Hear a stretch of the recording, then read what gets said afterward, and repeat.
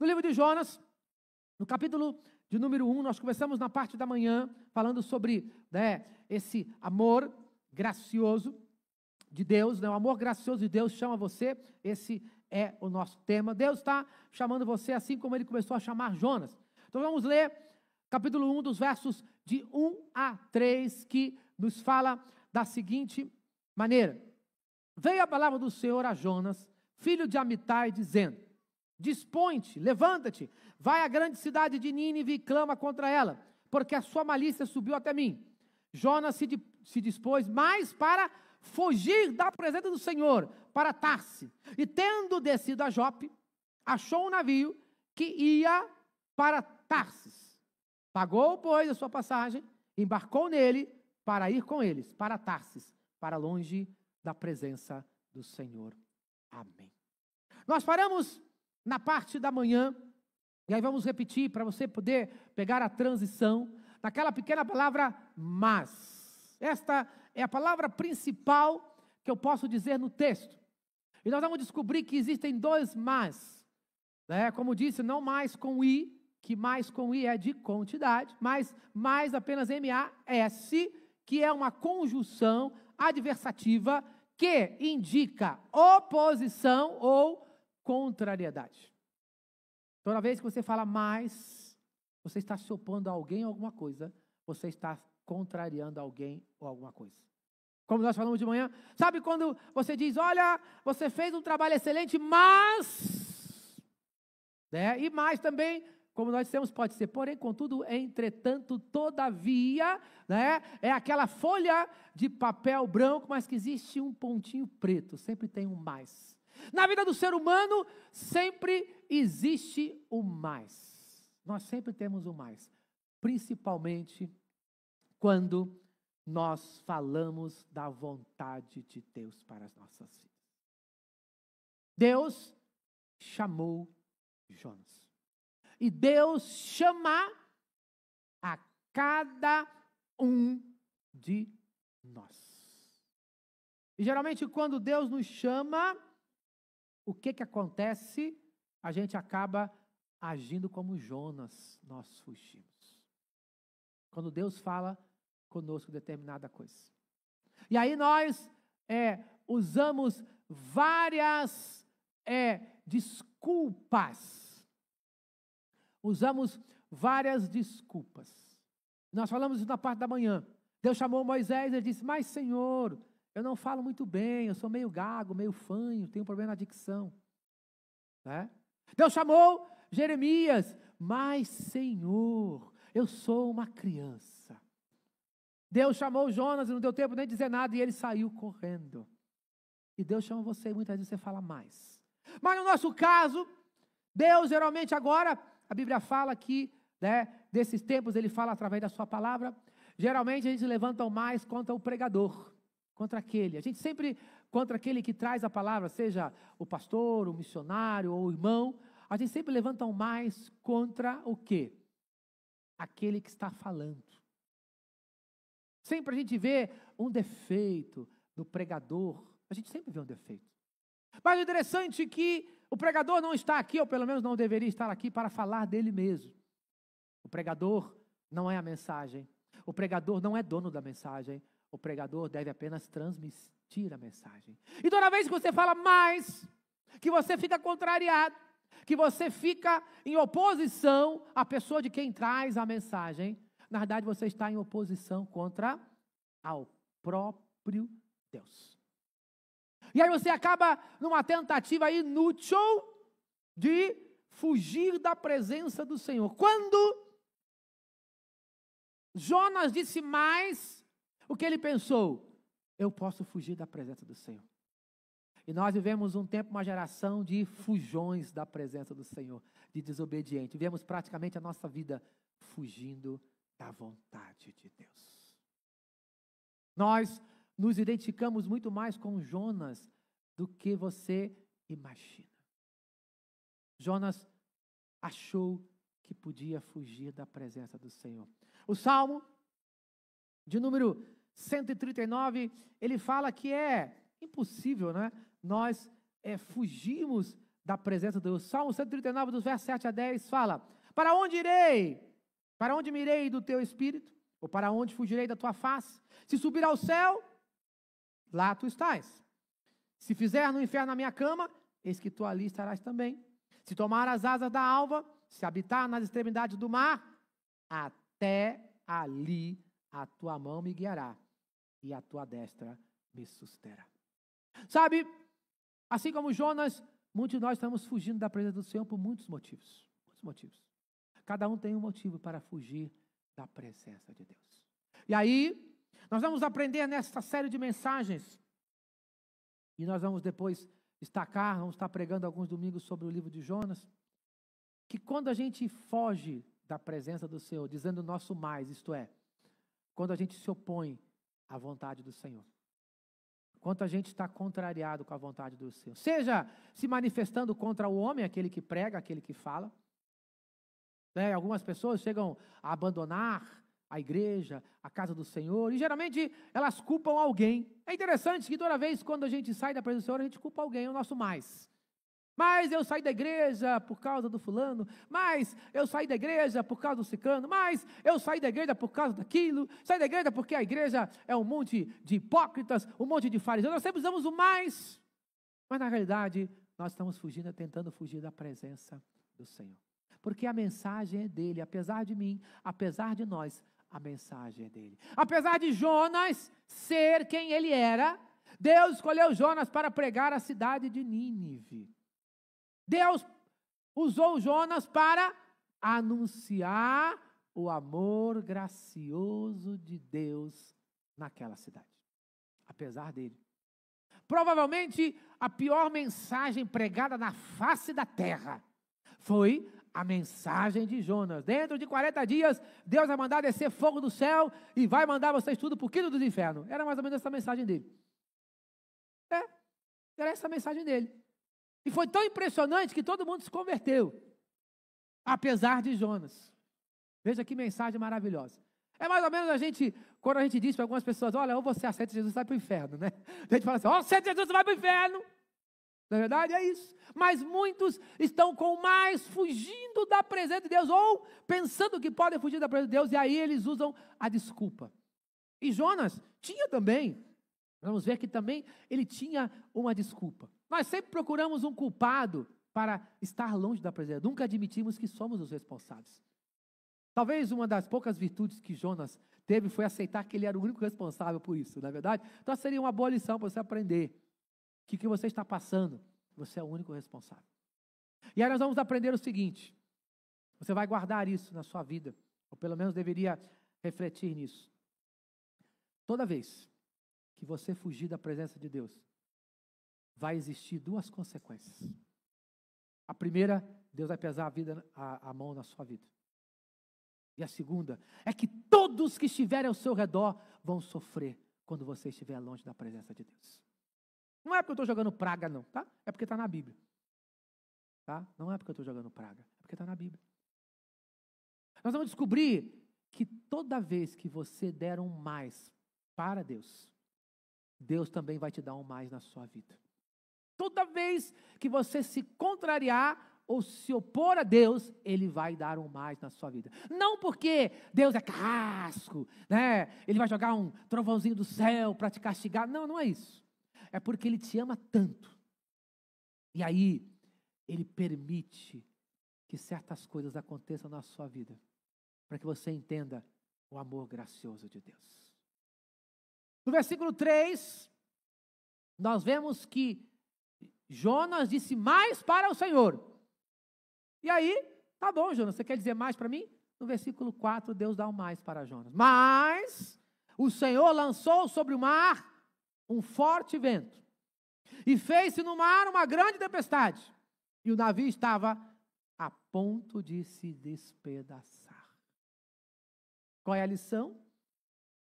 A lição é que quando você tenta fugir da presença do Senhor, a lição é que quando você levanta um mais para Deus, quando você se levanta contra Deus, porque preste atenção nisso, quando você se rebela na casa do Senhor, quando você se rebela contra o servo do Senhor, seja quem for, você não está se rebelando contra a igreja. Você não está se rebelando contra o pastor, contra o diácono, contra o irmão. Não, você está rebelando contra o próprio Deus. Porque, por maior defeito que tenha a igreja, por maior defeito que tenha o homem, nós estamos aqui para pregar a palavra de Deus. E aí você não se opõe contra o homem, você se opõe contra Deus. E aí, geralmente, as tempestades do Senhor vêm em nossas vidas. Geralmente, grande quantidade dos problemas que nós passamos, não vou dizer todos, é claro, mas grande quantidade dos problemas que nós passamos, eles são causados por causa do nosso mais. Eles são causados porque nós contrariamos a vontade de Deus. Estou dizendo, não todos, mas a grande maioria é.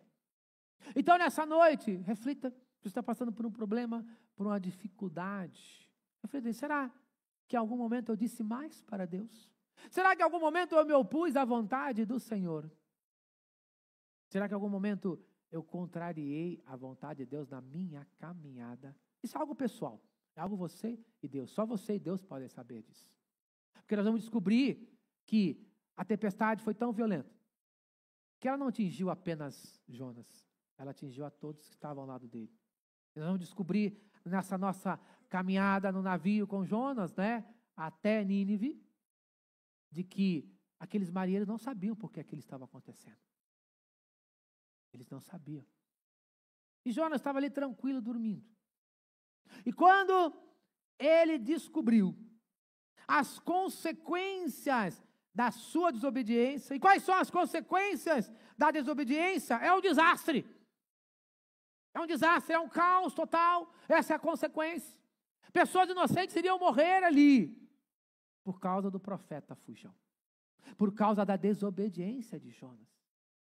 E muitas vezes, por causa da nossa desobediência, aquelas pessoas que nós amamos, que estão ao nosso redor, vão pagar um preço por causa da nossa desobediência. Às vezes acontece isso. Elas são afetadas. Muitas vezes, nós somos responsáveis pelo sofrimento alheio, porque estamos fora da vontade de Deus. É a maneira que Deus tem, não para nos castigar, mas é a maneira que Deus tem de nos trazer de volta. Pois esse amor gracioso de Deus não é apenas para você guardar para você. Jonas tinha o amor gracioso de Deus. E a vontade do amor de Deus era que Jonas compartilhasse o amor gracioso de Deus. E foi por ser desobediente a Deus, e não querer anunciar o amor gracioso de Deus, foi por isso que aquele grupo de pessoas naquele navio estava sofrendo. Eu entendo que esse geralmente é o maior problema dos servos de Deus. Eles não querem viver, não querem anunciar o amor gracioso de Deus. Estamos satisfeitos em vir para a igreja, participarmos da celebração da ceia, ao final de contas já estou salvo, já entendi esse negócio aqui, é para mim, então tá bom. Somos egoístas, mesquinhos, não queremos compartilhar do amor de Deus, e era isso, Jonas tinha. Já tinha para ele, já tinha para o povo de Israel, não quero dar para mais ninguém não, principalmente para esse povo aí que não vale nada, que vá todo mundo para o inferno. Esse era o pensamento de Jonas, que Deus destrua todos eles. Veja, muitas vezes inconscientemente, é isso que nós estamos desejando para as pessoas que estão ao nosso redor. Quando nós não anunciamos o amor gracioso de Deus, literalmente, nós estamos nos opondo, estamos contrariando a vontade de Deus. Pois a vontade de Deus é que todos anunciem o amor gracioso dele. A vontade de Deus é que todos sejam alcançados. Mas nós muitas vezes não lembramos nem de falar para os nossos familiares, nem para os nossos filhos, nós não vivemos. E Deus, Ele, com esse seu amor piedoso, um dia Ele nos alcançou, e Ele deseja agora que você e eu anunciemos o seu amor piedoso, gracioso. É o desejo dele. E aí a gente vai entender o seguinte, que uma pessoa que obedece à palavra de Deus, ela manifesta, ela tem o desejo de manifestar o amor gracioso de Deus. Pessoas piedosas, Pessoas que vivem o amor gracioso de Deus não são pessoas teimosas. Geralmente, as pessoas teimosas não querem viver o amor gracioso de Deus. Não querem pregar, não querem viver. Elas vivem fugindo. Como Jonas, pensando que podem fugir, vivem pulando de galho em galho. De momentos na presença de Deus, de igreja em igreja, de manifestações de Deus, de livramentos de que Deus vai dando, mas elas vêm pulando. Então, essa lição nós devemos aprender, que quando Deus mandar, faça conforme a vontade dEle, não conforme a sua vontade. Pois, se você fizer conforme a sua vontade, provavelmente será um desastre. E aí depois a gente pergunta, mas Deus, por que você permitiu que isso aconteça? O que eu fiz, Senhor, para ti? Na verdade você não fez nada, se tivesse feito, não teria acontecido, tivesse feito a vontade dEle. Geralmente essas são as nossas justificativas quando o mal acontece. Então, faça prontamente o que o Senhor te ordenar. Lembre-se que a teimosia, a desobediência traz problemas para você e todos que estão ao seu redor. Aprenda uma coisa, o homem propõe, mas Deus dispõe. Isto é, o homem, ele propõe fazer a sua ordem, propõe organizar da sua maneira, mas quem dá o conselho, dispõe, quem orienta e quem recomenda é Deus. Jonas propôs fugir da vontade do Senhor. O Senhor dispôs a vida de Jonas a fazer a sua vontade. É assim que funciona. A gente vai propor em nossas vidas fazer a nossa vontade. E aí Deus vai dispor a sua vontade na nossa vida. E como é que Ele faz isso? Muitas vezes Ele permite que problemas aconteçam, que tempestades se levantem em nossas vidas. Ele permite que isso aconteça, para que a gente possa voltar ao caminho de Deus. Por isso nós temos que refletir como anda a nossa vida. Pois aquele que foge do compromisso, a gente vai aprender uma coisa interessante. Aquele que foge do compromisso, infelizmente, é uma pessoa com falta de caráter. E nós estamos vendo uma geração de pessoas que fazem compromissos e não cumprem. Sabe, nós estamos vendo uma geração que nunca existiu tantos divórcios.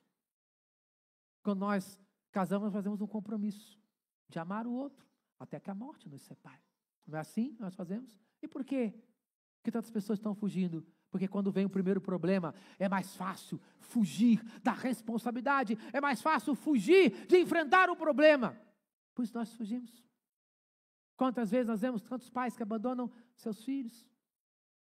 Pessoas que abandonam os seus lares, por quê? Porque quando o problema vem, é mais fácil fugir. Quando as pessoas têm fugido do compromisso com Deus, um dia fizeram um compromisso com Deus, se batizaram, fizeram um compromisso com Deus, não foi com o homem, não foi com a igreja, fizeram um compromisso com Ele, e fugiram do seu, e fogem do seu compromisso, da sua responsabilidade. Isso é falta, literalmente, de caráter, de estar na presença de Deus. Estamos vivendo essa geração das pessoas que a palavra não tem mais valor. É uma geração em que a palavra não tem mais valor. Nem documento está valendo muita coisa, quanto mais a palavra. Já foi-se o tempo que a palavra e um fio do bigode, na verdade, valia muita coisa. Mas hoje já não vale mais. Mas lembre-se, a palavra de Deus, ela continua valendo. Lembre-se, a palavra de Deus continua sendo a última na sua vida.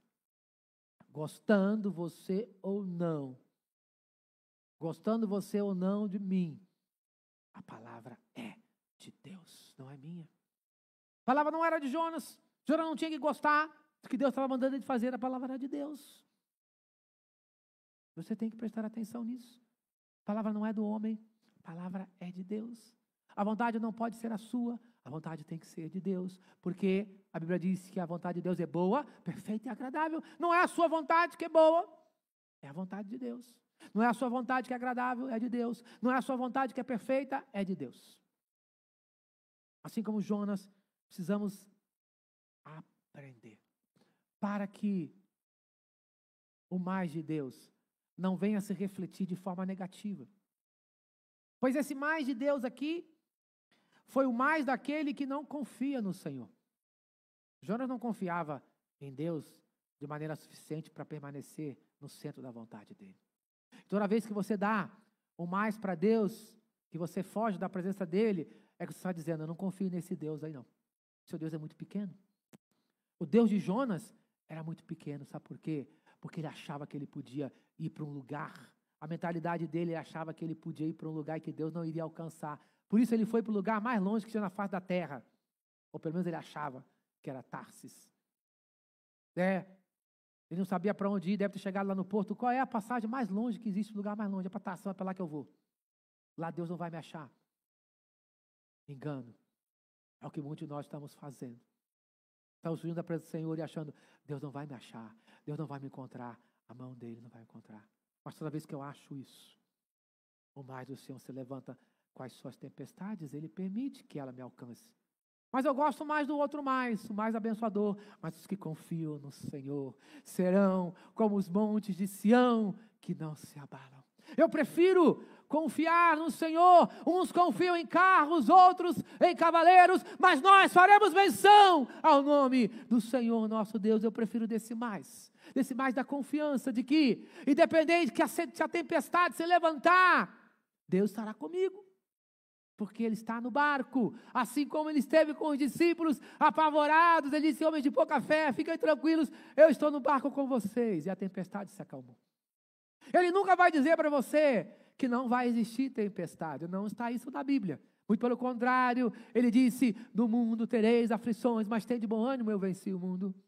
O que ele prometeu para você é, ainda que eu andasse pelo vale da sombra da morte, não temerei mal algum, porque tu estás comigo, a tua vara e o teu cajado me consolam. O que ele prometeu é que ele vai atravessar a tempestade com você. O que ele prometeu é que ele vai cuidar de você, independente do que aconteça. Mas você precisa confiar. Não pense que fugindo da presença do Senhor, rejeitando a palavra que é dele e não do homem, não pense que você vai resolver os seus problemas. Muito pelo contrário, você vai arrumar mais problemas. Para você e para todos que o cercam. Foi isso que Jonas arrumou para a sua vida. Foi o que ele arrumou para a sua vida e para a vida de todos aqueles que estavam ao seu redor. A pior coisa é andar ao lado de uma pessoa que foge da presença do Senhor. Deus me livre. É a pior coisa que existe. Porque essa pessoa nunca vai prosperar. Porque ela está longe do centro da vontade de Deus. Então, nessa noite, reflita nisso. Pense nisso, como anda a sua vida com Deus. Está fugindo da presença de Deus, da vontade de Deus? Não importa se está sentado nessa noite aqui, me ouvindo, se você está em casa, não. Muitas vezes estamos sentados dentro da igreja. E ainda assim estamos longe da vontade do Senhor. Não é porque você está sentado aqui nessa noite e que você está na vontade de Deus. Talvez você está sentado aí porque não está fazendo nada. Porque não está cumprindo aquilo que Deus te chamou. Eu não sei qual é sua luta, eu não sei qual é o seu problema. Eu não sei qual é o motivo que você está passando, qual é a tempestade. Eu não sei. Mas eu sei aquele que tem uma resposta. Mas eu quero que você baixe sua cabeça agora, feche seus olhos e levante o seu pensamento para Deus e reflita, Senhor, por que eu estou passando por isso? Qual foi a decisão errada? Qual foi o caminho que eu entrei? Qual foi a porta que eu entrei que não deveria ter entrado? O navio não era tomar para Tarsis, era para Nínive. Mesmo que Nínive seja o seu maior pesadelo, se Deus está te mandando ir para lá, vá para lá. Não importa. Muitas pessoas pensam que Tarsis é o paraíso, e lá no paraíso já tinha o diabo, né? A serpente já estava lá. Muitas vezes a gente foge da presença do Senhor porque a gente acha que ali é o paraíso. Mas geralmente o paraíso é o local onde a gente arruma os nossos maiores problemas. Geralmente o lugar de milagres é em Nínive, onde a coisa está feia, aonde nada vai dar certo. Mas quando Deus está no negócio, meu querido, não importa o que seja, o que importa é que eu preciso estar no negócio com Deus e não querer fazer um negócio particular, porque ninguém foi chamado aqui para fazer negócio particular. Nós somos chamados para abrir um negócio com Deus, e Ele chamou você nessa noite para abrir um negócio com Ele, para colocar o seu problema na presença dEle, para dedicar a sua vida na presença dEle. Não importa qual seja o negócio, não importa qual seja a tempestade, não importa qual seja o problema, Ele chamou você para estar com Ele. Não fugir da presença dEle. Por isso eu quero orar por você nessa noite. Não sei qual é o seu problema, não sei qual é a sua luta. Cada um de nós tem. Nós temos, eu tenho, você tem, minha família tem, a sua família tem. Servir a Deus não é viver sem problemas, mas servir a Deus é passar com Ele, apesar dos problemas. Eu quero orar por vocês. Se você quer colocar a sua vida ou a vida de alguém no altar por algum problema, eu quero convidar você a levantar a sua mão no lugar que você está. Eu quero orar para Deus abençoe, para baixar a sua mão. Deus abençoe. Quem mais? Deus abençoe. Amém. Deus abençoe. Mais alguém? Deus abençoe. Quem mais tem uma dificuldade, uma luta? Deus abençoe. Coloca diante de Deus. Deus abençoe. Amém. Quero convidar a igreja a ficar de pé nesse momento. Nós vamos orar nesse momento. Eu quero convidar você que levantou a sua mão para sair do seu lugar. Venha aqui na frente. Eu quero orar por você, colocar o seu problema. Sai do seu lugar. Vem aqui, coloca o seu problema, a sua luta agora. Venha, sai do seu lugar. Vem aqui, coloca a sua tempestade. Coloca aí a sua Nínive diante de Deus aí. Coloca diante de Deus. Sai do seu lugar. Nós vamos orar pela sua vida. Vamos orar para que Deus faça os milagres que eu não tenho capacidade de fazer, porque a mensagem não é minha, a mensagem é dele. Coloca diante de Deus agora. Saia do seu lugar, coloca, isso aí. E vou pedir para aqueles que estão mais fortes agora para sair do seu lugar também e abraçar. Sai do seu lugar e abraça um irmão aqui. Pega um irmão de oração, sai aí do seu lugar. Venha, sai do seu lugar agora e abraça um irmão e fala assim: irmão, eu vou orar por você, seu problema. Sai do seu lugar agora, escolha alguém e fala: irmão, eu vou orar pela sua vida. Venha, sai do seu lugar e abraça um irmão que está aqui na frente e fala assim: irmão, eu vou orar pela sua vida agora. Saia do seu lugar, venha, ora, porque nós precisamos de ajuda. Deus, Ele coloca homens e mulheres, Deus, Ele coloca anjos em nossas vidas, porque apesar de mim, Ele ainda continua realizando os milagres, porque não sou eu que faço milagres, eu apenas, pela graça, o amor gracioso dEle, eu vivo os milagres dEle na minha vida todos os dias. Porque se Deus fizer, meu querido, ou se Ele não fizer, Ele ainda vai continuar sendo Deus. Ele não tem que provar nada para mim, Ele não precisa provar, mas Ele é tão maravilhoso que Ele me ama. E Ele demonstra esse amor gracioso. E Ele nos visita, assim como visitou Jonas lá e salvou a todos naquele barco, daquele navio. Ele quer visitar você. Ele quer realizar um milagre na sua vida. Vamos clamar, vamos orar. Pai, quem somos nós, Senhor? Nós não somos ninguém, ó Pai. Nós não merecemos a Tua atenção, ó Pai, pois todos os dias nós reclamamos, murmuramos, falamos mal da Tua palavra, falamos mal da Tua casa, mas Teu amor é tão maravilhoso, Senhor, que nos visita. Mesmo quando nos opomos, mesmo quando contrariamos a Tua vontade, Senhor, Tu nos visita e nos abençoa, Pai. Obrigado por isso, Pai. Obrigado, pois o Teu amor é tão maravilhoso que Ele não olha isso. Teu amor foi tão maravilhoso que Tu não olhasses a desobediência de Jonas, Pai. Tu mandaste a tempestade para chamar Jonas à razão. E eu acredito que o Teu povo está passando nessa noite, ó Pai. É com Tua permissão, para que nós não estejamos fugindo da Tua presença, mas muito pelo contrário, estejamos buscando mais a Tua presença, sejamos mais frequentes na Tua casa, estejamos orando mais, lendo a Bíblia mais, anunciando mais o amor gracioso de Deus. Louvado e agradecido seja o Teu nome, Senhor, por isso. Ó Pai, eu Te agradeço pelas tempestades da vida, porque só assim nós aprendemos, é o Seu modo pedagógico, didático, de nos ensinar. Então, Pai, obrigado até pela tempestade, Senhor, porque a tempestade é o Teu amor gracioso, ó Pai. Então, Pai, obrigado por cada um que veio aqui na frente nessa noite, mesmo aqueles que não saíram do seu lugar, aqueles que estão em casa. Tu sabes o que nós estamos passando, Senhor. Pai, tem misericórdia. O choro pode durar uma noite, mas a alegria vem pela manhã. As Tuas misericórdias se renovam cada dia, cada manhã. Por isso nós não somos consumidos. Por isso eu clamo, Pai, apesar de mim, Senhor, escuta o clamor do Teu povo, Pai. Entra agora com a manifestação do Teu poder. Manifesta-se no nosso meio, da mesma maneira que Tu se manifestaste com Jonas, acalmando a tempestade. Acalma agora o coração, dê paz. Aquela paz que a tua palavra diz que excede a todo entendimento, coloca no coração de cada um dos teus servos agora, dando paz, dando tranquilidade, porque aqueles que confiam em ti, ó Pai, não precisam temer, ó Pai. Então, Senhor, eu te agradeço pela tua paz nesta noite, que não tem explicação. Eu te agradeço pelos teus milagres que já aconteceram no nome de Cristo Jesus na vida do teu povo, ó Pai. Eu te agradeço, por isso nessa noite eu oro no teu amor, eu oro na graça e na paz do teu Filho amado Jesus, e das consolações do teu Espírito Santo, hoje e todo sempre. Amém. Dá um abraço na pessoa que está do seu lado agora, abençoa ela agora. Dá um abraço na que está à frente, atrás. Dá um abraço do amor gracioso de Deus, e pode se assentar agora com esse amor gracioso de Deus agora. Abraça, abençoa a pessoa agora, no nome de Jesus, pois Deus te deu esse poder de você abençoar vidas com o amor de Deus. Por isso nós somos chamados para anunciar o amor gracioso de Deus, pois é uma graça que nós não merecemos. Você pode voltar para o seu lugar, você pode se assentar, crendo no amor gracioso de Deus, crendo que Deus tem uma promessa para realizar na sua vida. E assim, com o pós-lúdio, nós estaremos em oração silenciosa agora, orando, colocando as nossas vidas, colocando as nossas lutas